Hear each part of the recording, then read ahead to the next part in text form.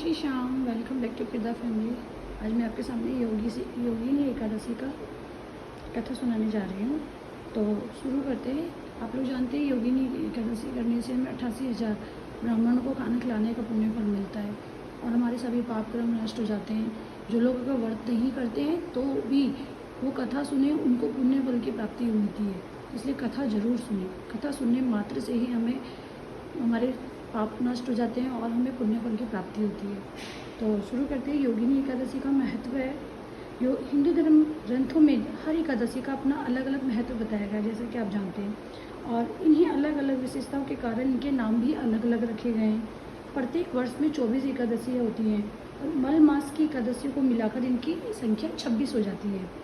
तो इन्हीं एकादशियों में से ये एकादशी आषाढ़ मास की कृष्ण पक्ष की एकादशी, जिसे योगिनी एकादशी कहते हैं। योगिनी एकादशी का उपवास रखने से समस्त पापों का नाश होता है तथा इस लोक में भोग और परलोक मुक्ति भी मिलती है।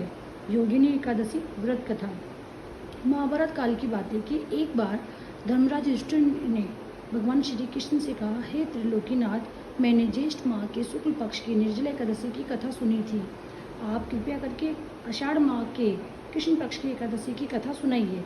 इस एकादशी का नाम तथा महात्म्य क्या है, सो अब मुझे विस्तार पूर्वक बताइए। श्री कृष्ण ने कहा, हे पांडुपुत्र, आषाढ़ मास के कृष्ण पक्ष की एकादशी का नाम योगिनी एकादशी है। इसके व्रत से सभी पाप नष्ट हो जाते हैं।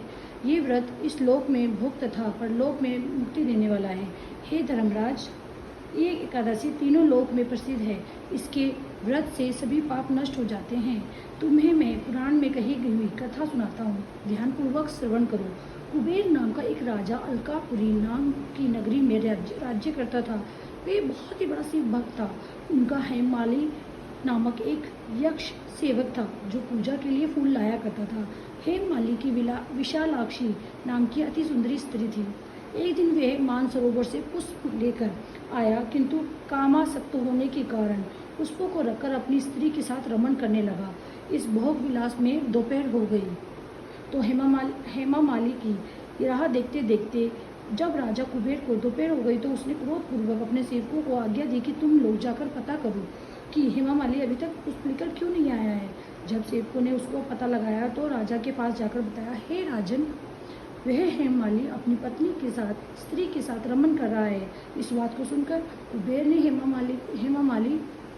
हेममाली को बुलाने की आज्ञा दी। डर से कांपता हुआ हेममाली राजा के सामने उपस्थित हुआ। उसे देखकर कुबेर को अत्यंत क्रोध आया और उसके होठ फड़फड़ाने लगे। राजा ने कहा, अरे अधम, तूने मेरे परम पूजनीय देवों के देव भी महादेव भगवान शिव जी का अपमान किया है। मैं तुझे श्राप देता हूँ कि तू स्त्री के वियोग में तड़पे और मृत्युलोक में जाकर कौड़ी का जीवन व्यतीत करे।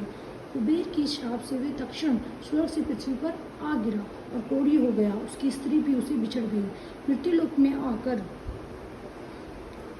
फिर वो उसने अनेक भयंकर कष्ट भोगे, किंतु शिव की कृपा से उसकी बुद्धि मलिन न हुई और उसे पूर्व जन्म की सभी सुध रही थी। अनेक कष्टों को भोगता हुआ तथा अपने पूर्व जन्म के कुकर्मों को याद करता हुआ वे हिमालय पर्वत की तरफ चल पड़ा। चलते चलते वे मार्कंडेय ऋषि के आश्रम में जा पहुंचा। वे ऋषि अत्यंत दृढ़ तपस्वी थे।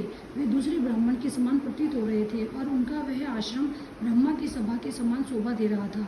ऋषि को देखकर हेममाली वहां गया और उन्हें प्रणाम करके हरे कृष्ण उनके चरणों में गिर पड़ा। हेममाली को देखकर मार्कंडेय ऋषि ने कहा, तूने कौन सी निकृष्ट कर्म किए हैं जिससे तू क्रोधी हुआ है और भयानक कष्ट भोग रहा है। महर्षि की बात सुनकर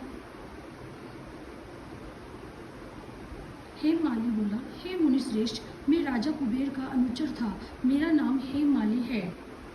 मैं प्रतिदिन मानसरोवर से फूल लाकर शिव पूजा के समय कुबेर को दिया करता था। एक दिन पत्नी सहवास के सुख में फंस जाने के कारण मुझे समय का ज्ञान ही नहीं रहा और दोपहर तक पुष्प ना पहुंचा सका। तब उन्होंने मुझे श्राप दिया कि तू अपनी स्त्री का वियोग और मृत्युलोक में जाकर कौड़ी बनकर दुख भोगेगा। इस कारण मैं कौड़ी हो गया तथा पृथ्वी पर आकर भयंकर कष्ट भोग रहा हूँ। अतः कृपा करके आपको ऐसा उपाय बतलाइए जिससे मेरी मुक्ति हो जाए। मार्कंडेय ऋषि ने कहा, हे माली, तूने मेरे सम्मुख सत्य वचन कहे हैं, इसलिए मैं तेरे उद्धार के लिए एक व्रत बताता हूँ।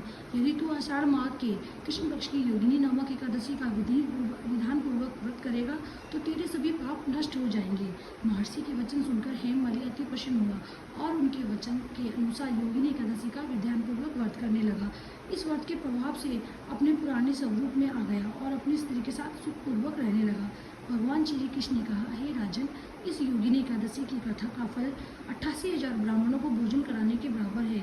इसके व्रत से सभी पाप नष्ट हो जाते हैं और अंत में मोक्ष प्राप्त होता है। व्रत करके प्राणी स्वर्ग का अधिकारी बनता है।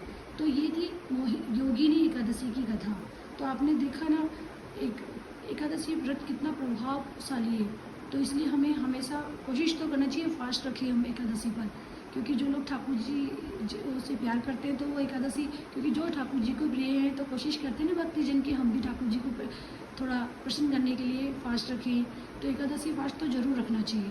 और फास्ट नहीं रख सकते तो पूजा तो करनी चाहिए, विधि विधान से पूजा कीजिए और कथा तो सुनिए। बस इस दिन एकादशी के दिन चावल दाल और कच्चा खाना होता है, जैसे रोटी चपाती, ये नहीं खाना चाहिए। तो ये अवॉइड, वैसे तो खाना अवॉइड करना चाहिए, लहसुन प्याज भी नहीं खाते इस दिन है। तो इस तरह से अगर खाना खा रहे हो, इनके जैसे होता है कभी कभी आप लोग नहीं रह सकते खाए बिना, व्रत नहीं रख सकते, तो आप सात्विक खाना खाइए। जैसे कि आप पराठा, तला हुआ खाना हो सकता है, जैसे कि पराठा बना सकते हो, कच्चा खाना नहीं खाना, दाल और चावल नहीं खाना, बाकी सब सब्जियां खा सकते हो।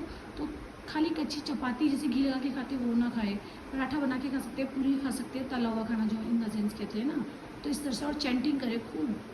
तो इस तरह से हमारी एकादशी पर हमें पुण्य फल की प्राप्ति भी मिलेगी और गोविंद का आशीर्वाद भी मिलेगा। तो हरे कृष्णा, राधे राधे।